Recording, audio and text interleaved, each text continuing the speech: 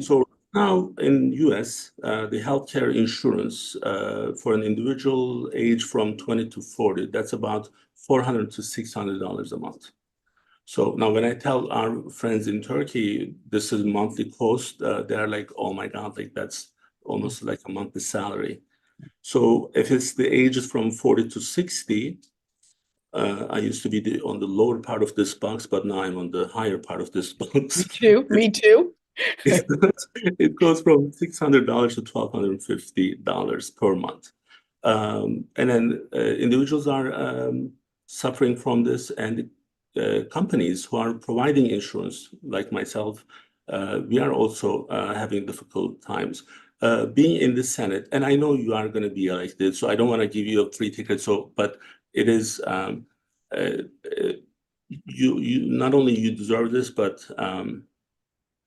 this is the seat that you are going to have, and after November we are going to have another maybe event, and then we'll have you as the U.S. Senator. So that there's no, I'm not going to say if you are elected. I know that you are going to be elected. So what things can be done from the Senate level when you have with your new position? What can we actually offer more to make this easier for everyone? Yes. Well, first of all, thank you for the vote of confidence. One of the things that I've said so much throughout this campaign is that we're not taking one vote for granted. We're not taking anybody for granted. We know that this is a serious race. And so, I appreciate the vote of confidence, but and I'm hopeful that I will get votes, like real actual votes on top of that as well, because this moment is really important. And you hit on the issue of healthcare. I mean, one of the reasons why I ran in the first place is because, I think, I know you and I both believe that healthcare should not be a luxury. It should be a right. And, I've been fortunate to experience it in different countries. My son was actually born in Paris 38 years ago. As I mentioned, I've lived in other countries, and what I know is that the rising cost of healthcare, as you said, affects individuals' pocketbooks, and people shouldn't have to choose between their rent and their healthcare costs. And it also affects employers. And having been the head of state personnel, I also know what that means in terms of total compensation and what we can provide to even recruit and retain employees. And then even for small businesses in our state, as you know, they're the backbone of our state. And so they're being able to afford it also creates a strong economy. What I've been able to focus on in the House, and what I'd love to continue to focus on in the Senate, is ways to lower those healthcare costs. I mean, we've been fortunate. A lot of times people know some of the challenges that we've had over these past 2 years, but under President Biden and the Inflation Reduction Act, we've been able to cap the cost of insulin to $35 for seniors. That's huge. We're coming up, we will cap your healthcare costs like to $2,000. There are cancer drugs that cost more than that. And so when we look at some of the things that we've started to do and that we've been able to accomplish, it does have an impact. But some of the things that you and I have talked about are more systemic. How do we deal with some of the systemic issues and the root cause issues of why our healthcare costs are so high? And so even in this, as I'm on the campaign trail, part of the conversations I've been having with people like yourself who are doing this work is, if I were elected, how do I hit the ground running? How do I know what systemic changes we need to look at? So you actually already mentioned the physician shortage, and that was one of my main questions under the healthcare. Physician shortage is real, and I know we have, I called the group non-physician providers, our nurse practitioners, our physician assistants. They are really supporting the system, but it has its own challenges. And physician shortage is going to be even more severe in this country in time. And we are going that direction. And if one of my first tasks back in the year 2000, that time my English was not so great. So then they give me this really complicated form.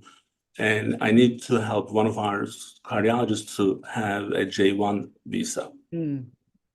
So then we need to get the first site approval, and then we need to do the, this is the time where we don't have ChatGPT, so that hey, you have to find everything on your own. Yeah. We do the AOL dial-in connection. So, and since then I did probably more than 35, 40 different physicians work, and that's because we have a shortage in every area in medicine. And part of it is because of the high demand coming from, the insurances.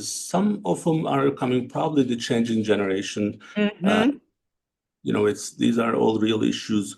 Now, we have some initiatives in Delaware, but in some cases, I feel like there are more can be done. Now, as the U.S. Senate, what can you actually do more from that position? Yeah, well, first of all, uh, as I mentioned, I'm currently on the health subcommittee in the House, and I get to hear directly from providers and across the spectrum. As a matter of fact, last year I introduced a jobs agenda, and it was based on conversations that I've had with Delawareans. And one of the bills in that jobs agenda is a bipartisan bill focused on the nursing workforce shortage, because we are seeing and feeling the impact. But as you said, there are so many other specialties that have come to us and shared, not just there's the how can we stay in business, but there's also the aging population of the providers themselves. We are losing, as I said yesterday, I met with different doctors in different specialties. We're losing them because some of them are getting to an age where they say, I can retire. And so to me, I think we need to capitalize on some of the lessons that we even learned from the pandemic. Like Mhm. one of the challenges that I'm seeing is that people want to go back, and we had flexibilities during the pandemic. We had telehealth. I actually have co-lead a bill on we call it the Telehealth Modernization Act. We knew that mental health became such a huge issue. And when I first got into Congress, I started a bipartisan Future of Work caucus because I wanted us to work as Democrats and Republicans and recognize that the world is changing. You mentioned ChatGPT, automation, machine learning, artificial intelligence. We're not keeping up with the technology. So even as we look at these shortages, thinking about how can we leverage technology? How can we create flexibilities? How can we make sure that we even look at reimbursement systems and make sure that we are, and lastly, how do we incentivize? How do we create a pipeline for people to go into the healthcare profession? You have a very heavy schedule today, and I want to respect to that. Very quickly, border security. It's one of those where if it's, I feel like both parties, they're not understanding each other.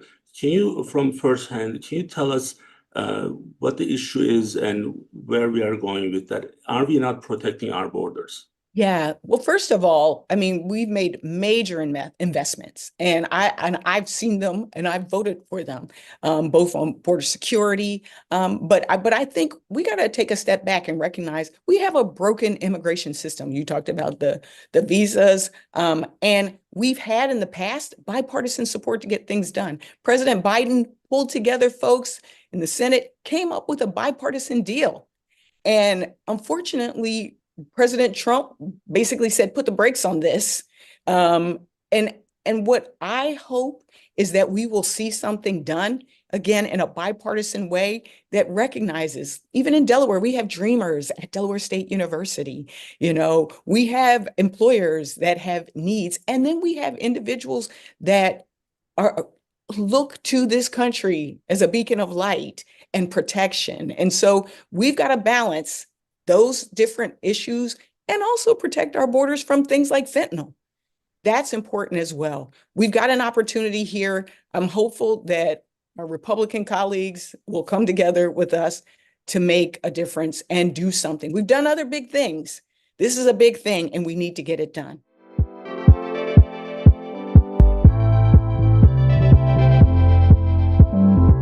Well, I was born and raised here in Wilmington.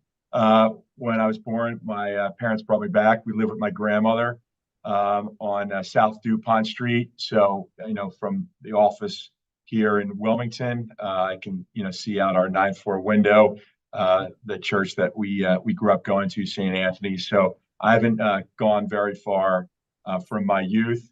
I was bused to Greenville Elementary when I was living in the city, and had a learning issue, which allowed me or caused me to go to Wilmington Friends School. I graduated from Wilmington Friends School after being there for over a decade. Blessed to have done that. Had a great educational and athletic experience. Won a state championship in football, and was always a gym rat. So was at all the different gyms throughout the city, playing basketball or football, or running track, lifting weights. On the left, I can see the Central Y, and that's where I spent most summers, working out to play high school and college football. So the city clearly is very near and dear to me. I feel like I do know every inch. I think a lot of people that don't know me, they don't realize, how part of the fabric, I feel like I am, and how, I've known so many people over the years because of being born and raised here, playing sports. And so I've been blessed. We went on in 30 years ago. I started our company, Buccini Poland Group. We built a very small warehouse in Aston, Delaware County, Pennsylvania. And from there, we've grown into a company that has assets literally throughout the country. We have own and manage almost 14,000 hotel rooms, from the Portland, Oregon to Texas, down to Florida, up to New York City. Wilmington is where I come to every day. We're a 5-day-a-week office. And I think one of the things I'm most proud of is that we have in the city, we employ in and around the city 1,100 colleagues of mine. So it's something that I could not be more proud of. So and I think that's our employees, my colleagues, the associates of BPG, they being part of the fabric, has also helped us to, I think, do a very good job in our community endeavors. So from the business side, and we'll get into your current projects, but I just want to, as a businessman, I also kind of look up to someone like yourself, who took the business to a next level. So what was the breaking point for you guys? Like, now you are kind of like, we are not in the same, same league anymore. So you are at the next level. I don't know about that. What was the breaking point for you guys? So in the early 90s, we were building small industrial properties, basically little warehouses. And I had some friends that worked in New York City in the real estate world, and they had connected me with Lehman Brothers. So as most people know, Lehman Brothers was a massive investment bank that subsequently went out of business in 2008 because of the real estate investments.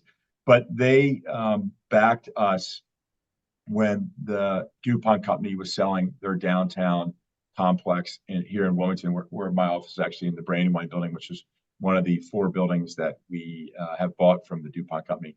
And what they did, back then I was 29, single. I think I had $60,000 in credit card debt, maybe, a few months rent in my checking account. So it really had not had any savings. Everything that we had generated, in the early 80s through through the early 90s, through the late 90s until 2000, was every dollar we had made, we invested back into the company to do our next projects. And so Lehman came and they basically financed the entire deal for us, allowed us to purchase the DuPont complex. I was 29, and I think back every day, like, what were they thinking? I mean, I remember went through the central utility plant that powers about 5 million square feet of space here in the city of Wilmington that was underneath the DuPont building. And I did not know how a steam plant worked. I didn't know what a chiller was. And so I went to the bookstore And that's how I learned about the complex that we acquired. At least I had a working knowledge. Always cognizant of something that John Rollins Jr. had said to me, is always surround yourself by smarter people. So at that point, when we had gotten scale from just really being a small company, I was the accounts payable person, the accounts receivable person. Dave Paul, my partner, he might have had one person that worked with him. I had two people that worked with me, and what we did was we continued to reinvest. We were able to convince with our business plan Lehman Brothers to back us, and it turned out to be a great deal. It was a great investment for Lehman. We own the complex today. We've since bought out our partners in the complex over the years, and it was really I think what we did was we just lived and breathed our projects for a decade. I didn't get married to my 33rd birthday, so I didn't have a ton of distractions. As today I have 4 children, so I'd go home at night at 8, 9, 10 o'clock at night, often maybe after a stop in Trolley Square to meet some friends, and then I just would work till midnight, get back up the next morning at 6, 7 o'clock, and rinse and repeat. So that's pretty much what we all do, right? Yeah, that's what you do. Building your company, that's what you have to do. Yeah. I want to discuss 2 of your new projects, and I think especially one of them, from the real estate standpoint, bringing this city like Wilmington back into life. I guess I'm always worried that we were going to become one of the like Baltimore Junior, and that was my nightmare for a long time. But now I guess we are on the right track, and then everything looks much better. Probably, we have to give some credit to Joe Biden while he was the vice president and the president during his time. That also kind of probably helped the city a little bit. For sure. Right. So yeah, I mean, the press and the notoriety that we receive as a city. I mean, that's literally billions of dollars of PR that we would never get. I know people, sometimes will complain about the traffic that he brings, but every time I see that traffic that he occasionally brings, and that's just economic development for the city. It's some of the best. So I think that helps. Like some people, yes, you're right. I mean, some people may complain about here and there with the traffic, but look, if the state is going to benefit from it, because it's not one individual is benefiting, the state is benefiting from it.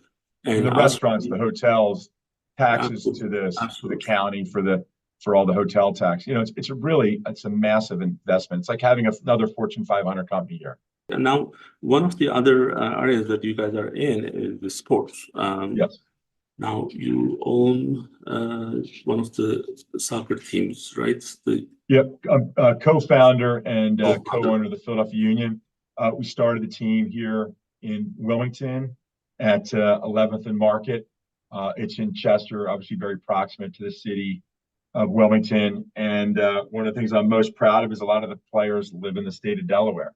And so we last night I was actually at dinner with several of the players at the Philadelphia Union Foundation dinner. And as I was leaving, there's about 12 of the coaches, support staff, and players that were there, and we were all getting in our cars that had Delaware license plates. So I was really excited, and it was a point of pride that we brought this level of professional sports. And we also own the Chase Fieldhouse on the riverfront. We brought the Blue Coats there, and we have a youth sports program where we have about 2 million people a year visit our facilities here in Delaware, be it Kirkwood Soccer Complex, which we manage, the Chase Fieldhouse, and we run actually a youth soccer program called Sporting AC across, called Brotherly Love, and Lamar Mason has an incredible basketball component to the Fieldhouse. So we touch a lot of people in a lot of different ways, from the real estate side, sports side. One thing that many people don't know is we couldn't get Starbucks to come to the city of Wilmington, a decade ago. So after 4 or 5 years of begging them to open a Starbucks, they finally said, well, we won't open it, but we'll give you the license agreement to operate the Starbucks in the city of Wilmington. So I always joke, if you come into Starbucks in Wilmington, we operate them. They're our colleagues. They're my work associates. And so we're one of the few companies in America that actually can build the coffee shop and also make the latte. And so, it just shows you the level of detail and work that we had to go to, so to make, Wilmington the place it is today.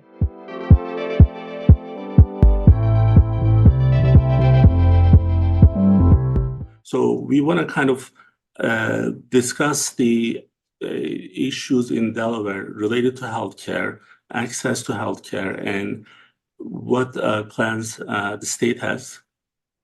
As United Medical being the healthcare provider, so of course we have a big role in what's being accessed to and how it's being accessed to. So I believe we have a pretty specific and significant role in that. So if we can start the current state of healthcare in Delaware from the access standpoint. Can I just say terrible? Does that work? It is though. And you can even look at the HRSA data, right? HRSA, in their report, it shows that Kent and Sussex County are actually a healthcare professional and access shortage area. And Newcastle County is a partial shortage area. So our entire state is suffering right now in regards to healthcare access. Mm-hmm. So it's something that we really need to hone in on and make a priority and figure out what we're going to do to address it. We need healthcare providers, right? We're definitely in a shortage there. We were kind of already leaning towards a shortage, and then once COVID hit, it got worse. Mm-hmm. So we're suffering in that space. I know we have some provider loan repayment or grant programs, and we're doing more around that to make sure that we get more healthcare providers in our states, nurses and doctors, especially to work in some of those areas that really need it the most. But we also need to work with our healthcare organizations and from a bigger standpoint, see how they can also assist with ensuring that we have retention here in our state and with our schools. We need to make sure that our schools are on board, our colleges in our state, University of Delaware, Delaware State. Hopefully we'll have a med school one day, hopefully very soon, because that's really important. And then looking at how we get those providers to actually stay in Delaware once we get them through school here. When those, especially in one thing is that in Delaware, Medicaid is one of the probably best programs in the country in terms of insurances. So, I'm more on the independent side. I do criticize both parties a lot, publicly and off screen. So, but from the Medicaid standpoint, the program that we have for a long time is one of the best programs in the country. Now, the challenge is that population is increasing, and can we actually keep doing what we are doing today with all those new people adding into the system? That's a challenge. But then I was thinking, they instead of just being eligible for this insurance as Medicaid, they really need to, we need to get them from that level, at the signing level on the enrollment level, so that they can actually start being managed instead of waiting until they get in trouble and then try to look for some care from, because they have primary care assigned to them and they don't know they have a primary care. Again, the person is homeless.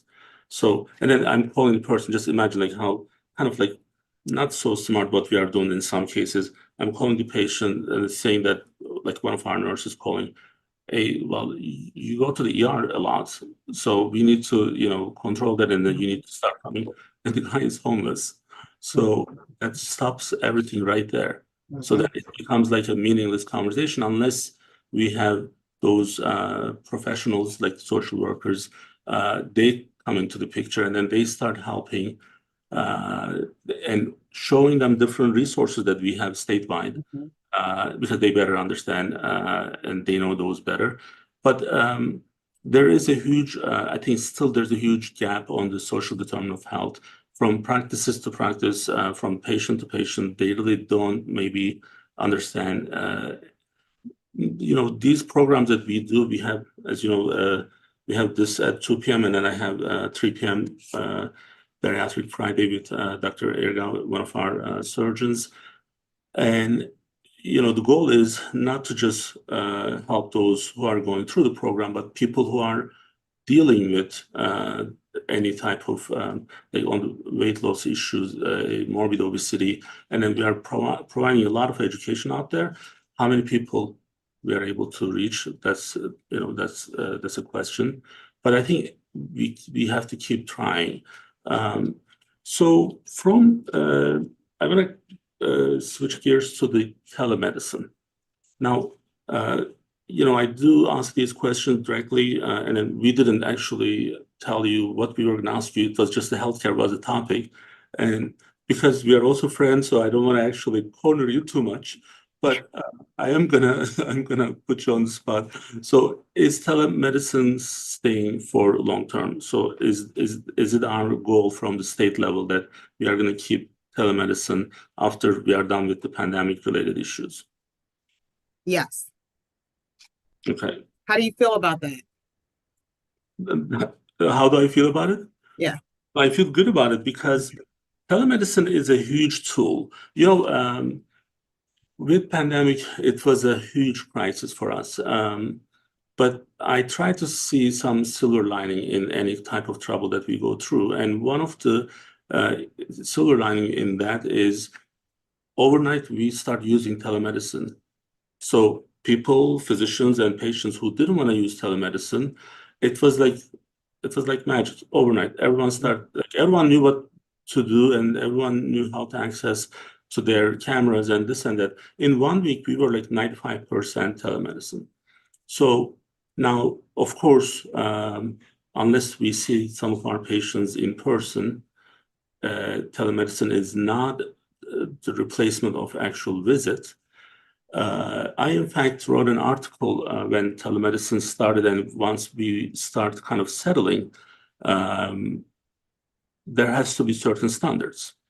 So, because we don't want patients or physician offices to take advantage of what's available to us, so we don't want to compromise quality. So, you asked me from the come. I feel good about it, but I also feel like there has to be some set standards so that we are able to keep the quality, so that it doesn't become like, oh, it's being taken advantage of, and then we are going to shut down telemedicine. Because I don't know if your parents, are they with you? Yes. So I have to be careful. So my parents are 73 and 83. I don't want them to go to a physician's office in the middle of the flu season. Right. If it's something that can be done through telemedicine. Right. But there are times that we have to be in those offices, and that's how we can actually make those differences. And in many cases, like for our dietitians, they do telemedicine, and that can be done 100% telemedicine. There's not necessarily you have to see them because you don't need to examine the patients. Some specialties, it's a perfect fit, and it's a great tool to eliminate some of those compliance issues too. Because with the chronic patients, so they need to be seen 4 or 5 times a year in some cases, but not all of them have to be in person. So because of that, I think telemedicine is really important. It should stay, but with some set standards, so then we don't go down on quality. I agree 100%. I think about when I have my telemedicine appointments and, I get the phone call first from the medical assistant and they're like, well, have you checked your blood pressure? What is it? But I have, but I think about people who really don't have access to those items, right? And they don't know what's going on. So I think it is convenient in some aspects, but you're right. There are times when I'm like, I want to go into the office, I want to be touched by the doctor's hands. I need you to feel my lymph nodes. I need you to make sure I'm okay. And then there's times when we can have this video visit, and it's just kind of like a check-in. This is what's going on.